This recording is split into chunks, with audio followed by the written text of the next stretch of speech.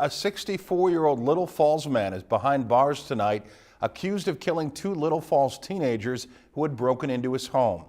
BYRON D. Smith is charged with 2 counts of second-degree murder in the deaths of 17-year-old Nick Brady and 18-year-old HAILE KIFER. Our Shane Lee brings us the details. BYRON D. Smith lives in this home on the north side of Little Falls, and a friend of his says Smith recently had been victim to several break-ins, but the latest break-in, which happened on Thanksgiving, turned tragic. My condolences to the families of Nicholas Brady and HAILE KIFER. This is a terrible tragedy for them and for the whole community. According to the criminal complaint in the case, Smith says he heard someone breaking into his home Thursday. He took a rifle and a pistol into his basement and waited. When he saw the majority of a body on his stairway, he fired the rifle.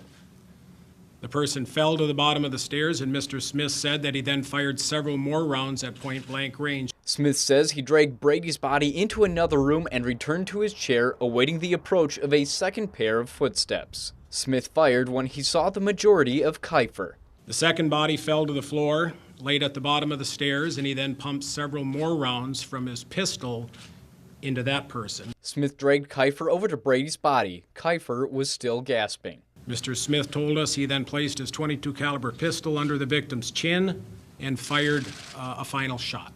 Smith described it as a good, clean, finishing shot. Minnesota law states that a person may use deadly force to protect oneself from death, great bodily harm, or to prevent a felony in one's home. The law doesn't permit you to execute somebody once the threat is gone, and there is no possible way the crime can continue.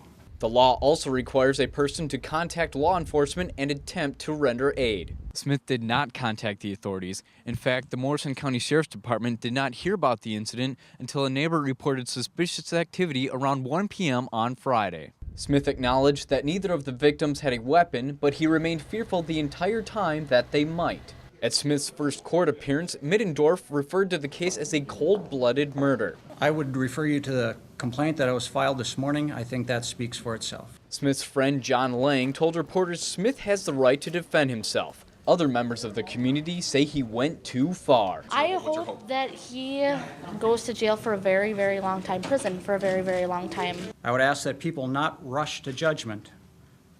Let the investigation continue. Let all the facts come out in court. Smith's next court date has not been set. The Morrison County Sheriff's Department and the Minnesota Bureau of Criminal Apprehension continue investigation. Shane Lee, Lakeland News. If you've enjoyed this segment of Lakeland News, please consider making a tax-deductible contribution to Lakeland Public Television.